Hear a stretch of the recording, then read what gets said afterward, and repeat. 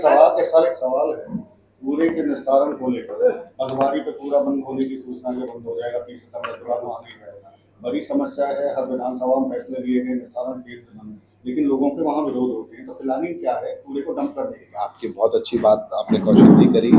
ये हमने पहली बार भी इसका जो है टेंडर दिया, कम से कम 15 से 20 लाख टन कूड़े को हमने वहाँ से निस्तारित करने का काम किया।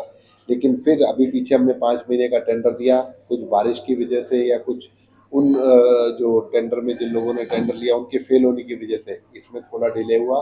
अब दोबारा RFP निकाला हुआ, टेंडर निकाला, उसको और सुदृढ़ तरीके से निकाला गया है कि ये जो हो जाए। मैं समझता हूँ आने वाले 6 महीने के अंदर आप इसमें बहुत बड़ा परिवर्तन देखेंगे। आपने देखा वहाँ पर साफ सफाई का काम भी बड़ा अच्छा हो रहा है, आगे व्यू कटर लगा दी गए हैं, पौधारोपण का काम चल रहा है, लेकिन उसको निस्तारित करने का काम भी जल्दी होगा। और 3 बिजली से कूड़े से बिजली बनाने के संयंत्र, एक फरीदाबाद के अंदर, एक गुरुग्राम के अंदर और एक मानेसर के अंदर, जल्दी उनके उसके लिए RFP उनका निकल जाएगा और जल्दी यहाँ पर 3 जो है संयंत्र ऐसे लगने जा रहे हैं जो कि कूड़े से बिजली बनाने का काम करेंगे। और एक पूरा का पूरा क्षेत्र, चाहे फरीदाबाद हो, चाहे गुरुग्राम हो, चाहे मानेसर हो, स्वच्छ शहर कहलाएगा। को लेकर HSVP के माध्यम से उसे करने का जो सरकार ने नया निर्णय लिया है, प्रॉपर्टी डीलर्स में कई जिलों के रोष है और उन्होंने अपील की है सरकार से कि इसे वापस लिया जाए। उनके देखिए सरकार लोगों को फैसिलिटेट करने का काम करती है। कुछ वर्ग उसका विरोध भी करेगा, कुछ उसका समर्थन करेगा, लेकिन देखते हैं जैसे जैसे परिणाम आएंगे। ये सरकार जनता के हिसाब से चलने वाली सरकार है।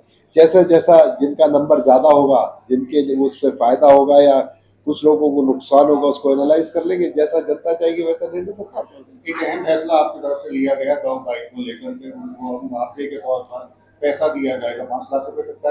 देखिए डॉग बाइट पर 10,000 से लेकर 20,000 तक डॉग बाइट पर, उसके अलावा कोई व्यक्ति इंजर्ड हो जाता है, उसको किस तरीके की दुर्घटना के अंदर चोट लगती है, उसको सिर में इंजरी होती है, उसके हाथ में इंजरी होती है, या किसी व्यक्ति की जान चली जाती है, उसमें 1 लाख रुपए से लेकर 5 लाख रुपए तक का प्रावधान हरियाणा की सरकार ने किया है। लोगों को ईज करने का काम किया है कि डॉग बाइट से उनका इलाज, जो इंजेक्शन है, जो एंटी रेबीज इंजेक्शन है, वो हर हॉस्पिटल में सरकारी में मिलता ही मिलता है। उसके अलावा उसके बाद के भी रिपरकशन जो भी आते हैं उनका सरकार ध्यान रखेगी, उसका मुआवजा देने का काम सरकार करेगी। सर, कांग्रेस द्वारा AI वीडियो जनरेट किया गया नरेंद्र मोदी जी की मां का, तो उसके ऊपर क्या कहना चाहेंगे?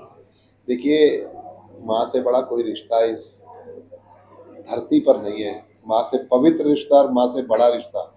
जो व्यक्ति किसी की माँ का सम्मान नहीं कर सकते, उनकी मानसिकता को आप अच्छे तरीके से समझ सकते हैं कि कैसी उनकी मानसिकता होगी, कैसे वो देश चलाएंगे, किस तरीके की राजनीति वो करते हैं और किस विचारधारा से वो राजनीति करते हैं। अगर ऐसे व्यक्ति कभी सत्ता में आए तो अपने क्रिटिकों का क्या हाल करेंगे, ये उनकी मानसिकता से हमें सीखना। नुकसान हुआ है पानी से, उसको लेकर हुड्डा ने सवाल उठाए कि जो क्षतिपूर्ति पोर्टल बनाया है उसमें सवाल ये निशान।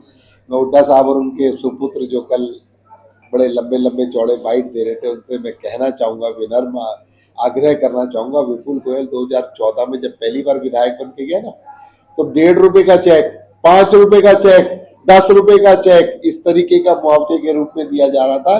क्षतिपूर्ति पोर्टल जो है ना, पूरा एनालाइज करके, जो एक्चुअल यहाँ पर कोई व्यक्ति एनालाइज नहीं करेगा कि राम सिंह मेरा फूफा है, श्याम सिंह मेरा ताया है। यहाँ तो सिर्फ और सिर्फ मशीनरी उसका आकलन करेगी, जो जिसका मुआवजा जितना बनता है उसके बैंक में डायरेक्ट DBT के माध्यम से पहुंचने का काम होगा।